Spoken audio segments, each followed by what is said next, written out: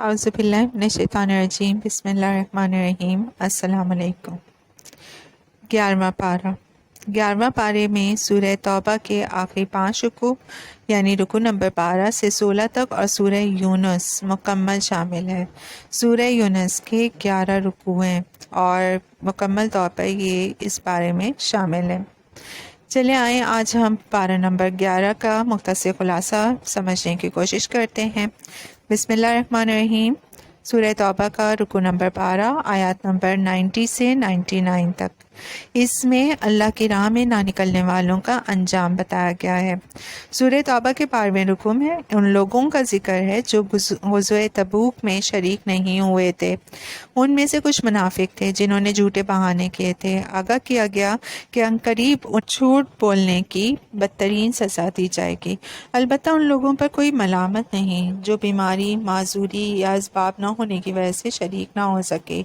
مزید فرمایا کہ بعض ایسے بدبخت بھی ہیں جنہوں نے جھوٹا بہانہ کرنے کی بھی زحمت نہیں اٹھائی۔ ہاں، جب مسلمان غزوہ تبوک سے واپس لوٹیں گے تو انہیں راضی رکھنے کے لیے جھوٹے بہانے پیش کریں گے۔ اعلان کر دیا گیا کہ مسلمان ان سے راضی ہو بھی جائیں تو اللہ ان بدبختوں سے ہرگز راضی نہ ہوگا۔ ان میں سے کچھ بدو ایسے بھی ہیں جو اللہ کی راہ میں مال دینے کو ایک تاوان سمجھتے ہیں۔ اس کی وجہ یہ ہے کہ وہ اللہ کے رسول صلی اللہ علیہ وسلم کے پاس آ کر تعلیمات دینی سیکھنے کو تیار نہیں ہیں۔ اگر سیکھ لیتے تو ان کے دل ایمان سے منور ہو جاتے اور وہ نفاق کی بیماری سے بچ جاتے۔ البتہ بدوؤں میں کچھ ایسے بھی ہیں جو واقعی اللہ اور اس کے رسول صلی اللہ علیہ وسلم پر ایمان رکھتے ہیں اور اللہ کی راہ میں خرچ کیے گئے مال کو اللہ کی قربت اور رسول اللہ صلی اللہ علیہ وسلم کی دعاؤں کے حصول کا ذریعہ سمجھتے ہیں۔ عنقریب ان کی مراد پوری ہوگی اور اللہ انہیں اپنی رحمت میں داخل فرمائے گا۔ رکوع نمبر 13 آیات نمبر 100 سے 110 تک، اور اس رکوع میں ان مہاجرین اور انصار کی تحسین کا بیان ہے جنہوں نے اسلام قبول کرنے اور اس کی سربلندی کے لیے قربانیاں دینے میں سبقت کی۔ پھر ان کی بھی مدح کی گئی جنہوں نے سبقت کرنے والوں کی بڑی عمدگی سے پیروی کی۔ ان سب کو ہمیشہ کی جنت کی بشارت دی گئی۔ اللہ ہمیں بھی ان کی پیروی کی توفیق عطا فرمائے، آمین۔ مزید فرمایا کہ اسلام قبول کرنے کے بعد اس کی سربلندی کے لیے قربانی دینے سے گریز کرنے والے منافق ہیں۔ انہیں دنیا میں بار بار ذلت کا سامنا ہوگا۔ وہ موت کے وقت شدید اذیت سے گزریں گے اور آخرت میں دردناک عذاب سے دوچار ہوں گے۔ ہاں، ایسے لوگ جنہوں نے کچھ نیکیاں بھی کی ہیں اور غلطیاں بھی، انہیں امید دلائی گئی کہ اگر وہ آئندہ کے لیے اصلاح کریں اور اللہ کی راہ میں صدقہ و خیرات کریں تو اللہ انہیں معاف فرما دے گا۔ البتہ 3 افراد ایسے تھے جو غزوہ تبوک میں شریک نہیں ہوئے۔ وہ سچے مومن تھے۔ انہوں نے رسول اللہ صلی اللہ علیہ وسلم کے پاس آ کر اپنی غلطی کا اعتراف کر لیا۔ اللہ نے ان کے لیے بخشش یا سزا کا فیصلہ مؤخر کر دیا۔ اس رکوع میں منافقین کی تعمیر کردہ نام نہاد مسجد ضرار کا بھی تذکرہ ہے جو ایک دشمن رسول عیسائی راہب ابو عامر کے ٹھکانے کے لیے بنائی گئی تھی۔ ابو عامر اس نام نہاد مسجد کو اسلام دشمن سرگرمیوں کا مرکز بنانا چاہتا تھا۔ رسول اللہ صلی اللہ علیہ وسلم کو اس نام نہاد مسجد میں نماز ادا کرنے سے روک دیا گیا۔ آپ صلی اللہ علیہ وسلم کو اس نام نہاد مسجد کے قریب واقع مسجد قباء میں نماز ادا کرنے کی تلقین کی گئی۔ آگاہ کیا گیا کہ اس مسجد کی نمازی انتہائی نیک نیت اور مخلص ہیں۔ وہ طہارت کا خاص اہتمام کرتے ہیں اور اللہ طہارت اختیار کرنے والوں کو پسند کرتا ہے۔ رکوع نمبر 14 آیات نمبر 111 سے 118 تک۔ اس رکوع میں ارشاد ہوا کہ اللہ نے مومنوں سے ان کے جان اور مال جنت کے بدلے میں خرید لیے ہیں۔ وہ اللہ کی راہ میں جنگ کرتے ہیں، کافروں کو قتل کرتے ہیں اور خود بھی جانیں دیتے ہیں۔ گویا کلمہ پڑھنا اللہ کے ساتھ ایک عہد کرنا ہے۔ اس عہد کا تقاضا ہے کہ ہم اللہ کے دین کے لیے اتنی فعال جد و جہد کریں کہ باطل سے ٹکرانے کے مرحلے تک پہنچ جائیں۔ اللہ ہمیں اس ٹکراؤ میں ثابت قدم رہنے کی توفیق عطا فرمائے، آمین۔ اس عہد کو پورا کرنے والوں کے اوصاف یہ ہیں کہ وہ اللہ کے حضور توبہ کرنے والے، رکوع کرنے والے، سجدے کرنے والے، دنیا کی لذتوں سے کنارہ کشی کرنے والے، کثرت سے اللہ کی حمد کرنے والے، نیکیوں کا حکم دینے والے، برائیوں سے روکنے والے اور اللہ کے حدود کی حفاظت کرنے والے ہیں۔ اللہ کی طرف سے بشارتیں ایسے ہی مومنوں کے لیے ہیں۔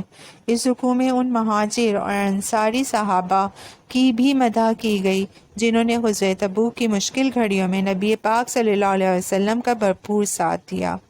مزید فرمایا کہ ان 3 صحابہ کو بھی بخش دیا گیا جن کا فیصلہ مؤخر کر دیا گیا تھا۔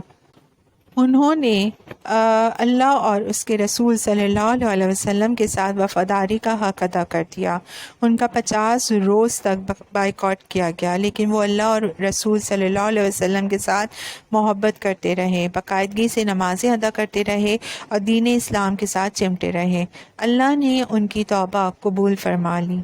رکوع نمبر 15 آیات نمبر 119 سے 122 تک، اور اس میں تلقین کی گئی کہ نیک لوگوں کا ساتھ اختیار کرو۔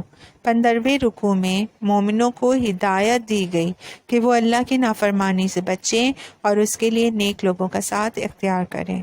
غزوہ تبوک کے موقع پر مومنوں کے لیے جائز نہ تھا کہ وہ رسول اللہ صلی اللہ علیہ وسلم کے ساتھ نہ نکلیں اور اپنی جانوں کو ان یعنی صلی اللہ علیہ وسلم کی جان پر ترجیح دیں۔ اللہ کی راہ میں اٹھائے ہوئے ہر قدم، برداشت کی گئی ہر تکلیف اور پیش کیے گئے ہر صدقے پر بہترین اجر دیا جائے گا۔ چاہیے کہ ہر قبیلے میں سے چند افراد خود کو علم دین سیکھنے اور سکھانے کے لیے فارغ کریں۔ رکوع نمبر 16 آیات نمبر 123 سے 129 تک، اور اس میں مومنوں کو ہدایت کی گئی کہ وہ اپنے علاقوں میں دین اسلام کے غلبے کے بعد اب اس عادلانہ نظام کو اطراف کے علاقوں میں بھی قائم کر دیں تاکہ دیگر بندگان خدا بھی اس کی برکات سے مستفید ہو سکیں۔ اس کے بعد افسوس کیا گیا کہ جب کوئی سورہ نازل ہوتی ہے تو منافقین طنزاً پوچھتے ہیں کہ بتاؤ اس سورت سے کس کے ایمان میں اضافہ ہوا؟ فرمایا کہ جو سچے مومن ہیں ان کے ایمان میں اضافہ ہو رہا ہے، البتہ جن کے دلوں میں دنیا کی محبت ہے ان کی خباثت میں مزید اضافہ ہو رہا ہے۔ آخری آیات میں مسلمانوں کو آگاہ کیا گیا کہ رسول اللہ صلی اللہ علیہ وسلم تم سے انتہائی محبت کرنے والے اور تمہارے لیے ہر خیر کے طلبگار ہیں، البتہ اگر تم نے ان صلی اللہ علیہ وسلم کی دعوت پر لبیک نہ کہی تو جان لو صلی اللہ علیہ وسلم کا بھروسہ اس اللہ پر ہے جو بہت عظیم عرش کا مالک ہے۔ یہاں سورہ توبہ کا اختتام ہوتا ہے اور سورہ یونس کا آغاز ہوتا ہے، اور سورہ یونس جو ہے وہ کافروں پر اتمام حجت کے بارے میں اس میں ذکر ہے۔ پارہ نمبر 11 کی یہ صورت ہے سورہ یونس، اور اس میں اب رکوع نمبر 1 میں آیات نمبر 1 سے 10 تک ہمیں بتایا گیا ہے کہ مظاہر قدرت پر غور کر کے ایمان حاصل کرو۔ پہلے رکوع میں اللہ کی بے مثال قدرتوں کا بیان ہے۔ اللہ نے 6 دنوں میں زمین اور آسمان بنائے، سورج اور چاند تخلیق کیے اور رات اور دن کا نظام وضع کیا۔ وہی ہے جو پوری کائنات کے معاملات کی تدبیر کر رہا ہے۔ جو لوگ قدرت کے ان مظاہر پر غور کر کے ایمان لاتے ہیں وہ جنت میں ہوں گے، اور جو بد نصیب دنیا کے حسن میں کھو کر غافل ہیں وہ جہنم کا نوالا بنیں گے۔ رکوع نمبر 2 آیات نمبر 11 سے 20 تک، کیا من گھڑت معبود جو ہے وہ شفاعت کریں گے، اس بارے میں اس میں بتایا گیا۔ دوسرے رکوع میں کفار کی طرف سے رسول اللہ صلی اللہ علیہ وسلم سے اس مطالبے کا ذکر ہے کہ قرآن کو بدل ڈالیے یا کوئی دوسرا قرآن لے آئیے جو ہمارے لیے قابل قبول ہے۔ رسول اللہ صلی اللہ علیہ وسلم سے کہا گیا کہ کفار کو بتا دیں کہ یہ میرا کلام نہیں کہ میں اسے بدل ڈالوں، یہ اللہ کا کلام ہے۔ تم اللہ کا کلام کا انکار کر رہے ہو اور ساتھ ہی دعویٰ کرتے ہو کہ تمہارے خود ساختہ معبود اللہ کے ہاں تمہارے حق میں شفاعت کریں گے۔ اللہ کے سوا کوئی معبود نہیں، اور تمہارے تمام تصورات باطل اور بے بنیاد ہیں۔ رکوع نمبر 3 آیات نمبر 21 سے 30 تک، تیسرے رکوع میں بیان کیا گیا کہ اللہ جب انسان کو اپنی رحمت سے نوازتا ہے تو وہ عیش میں یاد خدا سے غافل ہو جاتا ہے۔ البتہ جب کوئی تکلیف آتی ہے تو اب خود اللہ کو یاد کرتا ہے۔ جب کشتیاں سکون سے چل رہی ہوں تو لوگ ان میں عیاشیاں کر رہے ہوتے ہیں، پھر جب کوئی طوفان آ جائے اور کشتی ڈولنے لگے تو گڑ گڑا کر اللہ کو پکارتے ہیں اور وعدہ کرتے ہیں کہ اگر اس مصیبت سے بچ گئے تو دوبارہ اللہ کی نافرمانیاں نہیں کریں گے۔ جیسے ہی اللہ بحفاظت خشکی پہ لے آتا ہے تو وہ اپنے عہد کو توڑ دیتے ہیں۔ عنقریب انہیں اس بدعہدی کی سزا مل کر رہے گی۔ روز قیامت نیک لوگوں کے چہرے روشن ہوں گے اور وہ ابدی جنت کے مزے لوٹ رہے ہوں گے۔ نافرمانوں کے چہرے سیاہ ہوں گے اور وہ جہنم کی آگ میں جل رہے ہوں گے۔ مشرکین فرشتوں اور اولیاء اللہ کے ساتھ شریک ٹھہرا رہے ہیں، یعنی مطلب وہ اولیاء اور فرشتوں کو جو ہے وہ اللہ کا شریک ٹھہراتے ہیں۔ روز قیامت یہ نیک ہستیاں مشرکین سے اعلان بیزاری کریں گی اور کہیں گی کہ ہم ان کی دعاؤں اور نظر و نیاز سے غافل تھے۔ اس وقت مشرکین کو اندازہ ہو جائے گا کہ ان کے مشرکانہ تصورات باطل اور گمراہ کن تھے۔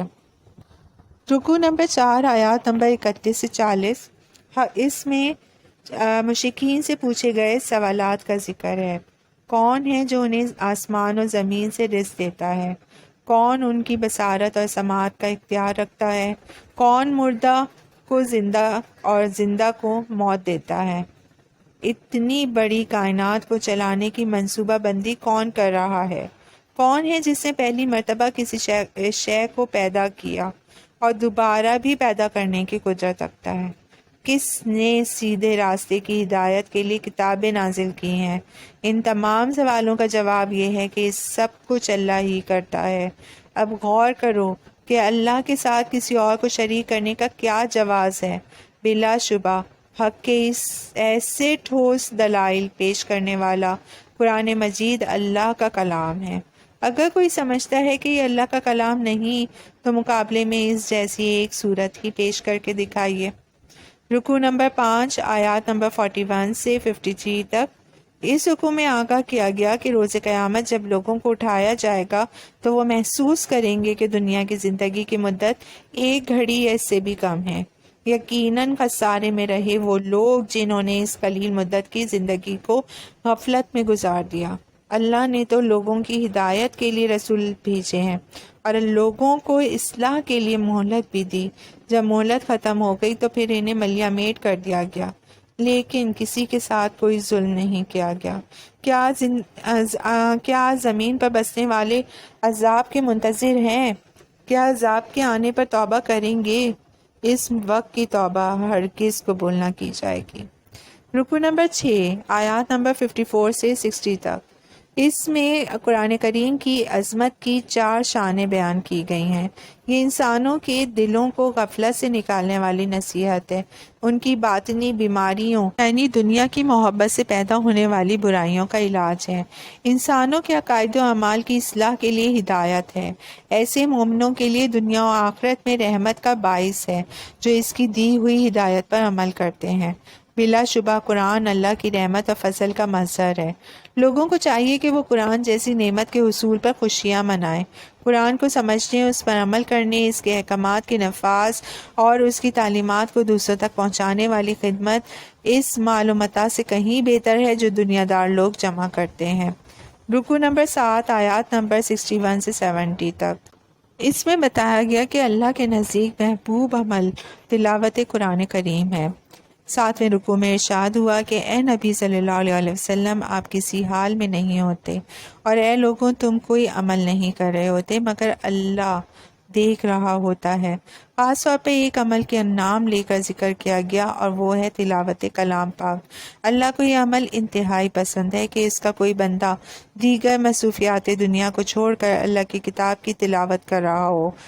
اس رکوع میں مزید بیان ہوا ہے کہ اللہ کے دوست یعنی اولیاء اللہ وہ پاک باز ہستیاں ہیں جن کے دل نور ایمان سے منور اور اعمال تقوی یعنی اللہ کی اطاعت سے مزین ہوتے ہیں، ان کے لیے دنیا و آخرت میں بشارتیں ہیں۔